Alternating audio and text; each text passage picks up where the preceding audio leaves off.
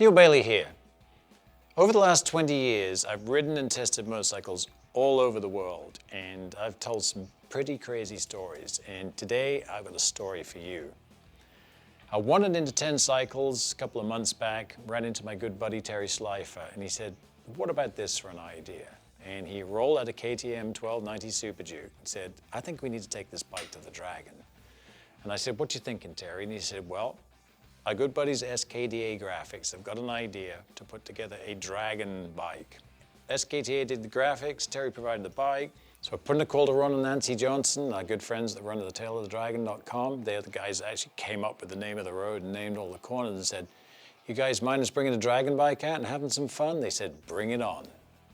Heading off to the Dragon, I thought, okay, let's take a little look at the spec sheet before we jump on this beast. 1301 cc's, kicking out about 180 brake horsepower, over 100 foot-pounds of torque. And this is all in a package that weighs about 460 pounds, so that motor is making some power. It's KTM's signature LC8 motor. It's been around since about, I think, 2014.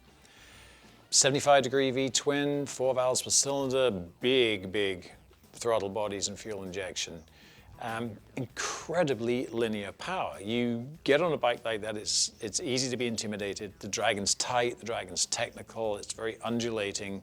You're on off the throttle, you're on decreasing throttle, you're picking the throttle up all the time you're going up and down, and the bike is absolutely faultless in the fueling. Didn't mess with the electronics and the settings on it, just let it be, standard things, kind of figured like, hey, this is what you get when you get on. And around the Dragon, more open roads, plenty of smooth throttle response, Cherahela absolutely off the hook. So just full marks to it. You know, for such a fire-breathing beast, the thing is really tractable and really user-friendly. Gear shifting is about as seamless as it gets. I guess there's a couple of positions that you can adjust the shift throw. KTM have got this worked out, and no way intimidating with a title like the beast and that much horsepower. As always, you know, when you've got a lot of horsepower, you've got a big, you know, highly tuned motor, I mean, you've got to have something that handles it. And KTM do a tremendous job with their steel trellis frame. And if any of you are thinking, steel trellis frame, isn't that a little bit old-fashioned? Just go check out some of their MotoGP results this year, as I think the only manufacturer to be using a steel-based frame. I mean, they have, I think they won 3 or 4 races this year with this setup, so they know what they're doing. I'd mentioned earlier, it weighs about 460 pounds. That's very deceptive when you ride the bike. Normally, you expect a fire-breathing super bike to be kind of uncomfortable, to be intimidating, but with the riding position, the upright bars, just the whole ergonomic package of the bike, you're always feeling really comfortable.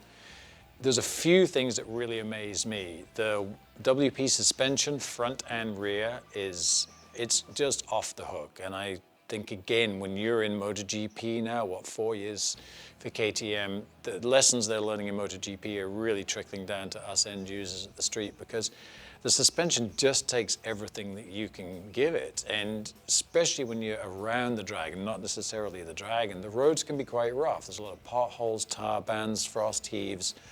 And the fact that you can be kind of clipping along at a good rate of speed, come around the corner, brake mid-corner if you need to, hit some rough stuff, and the suspension just deals with it, and you're like, wow, how did that happen?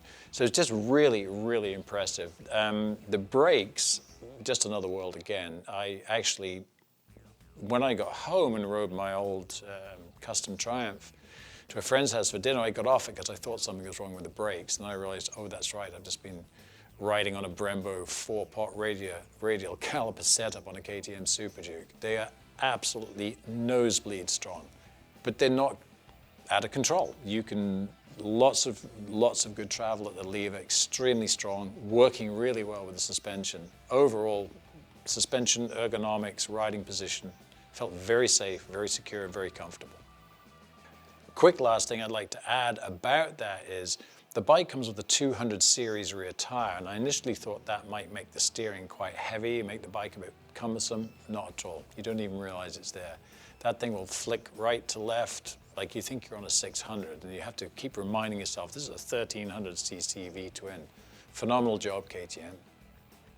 When you ride a KTM or a KTM Super Duke, you're riding a motorcycle that has assistance from the electronics. You're not riding a computer that happens to have a motorcycle in there somewhere. And KTM have absolutely seamlessly integrated their electronics package into the bike. So when you're riding it, they don't interfere with you. But what you have to know is you have sport, rain, and street mode you can adjust for. You've got lean angle sensors, traction control, you've got ABS. There's so many control modules that are helping you all the time that you just don't notice they're there. And I think the overall package is just phenomenal. I mean, they just work seamlessly together. You don't notice they're there, but they are there and they're working for you, and they're doing a really great job. If you're a more serious rider and you want to take the bike to the track, head to your KTM dealer or jump onto ktmusa.com, plug in an accessory, and you can go to race mode and you can tune that bike all day long. And there are a lot more things it does than I can ever use. So yeah, great job on the electronics.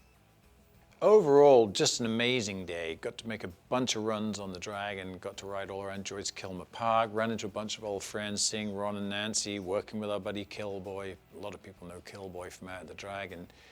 And it just was one of those days where it was exciting, adventurous, and everything that you want from riding a motorcycle. And as the day began to go to an end, Killboy says to me, come on, let's head out to the Cherahela for a last run.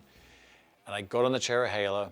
It was a little cool. Everybody was probably home having dinner in their hotels or doing what they do.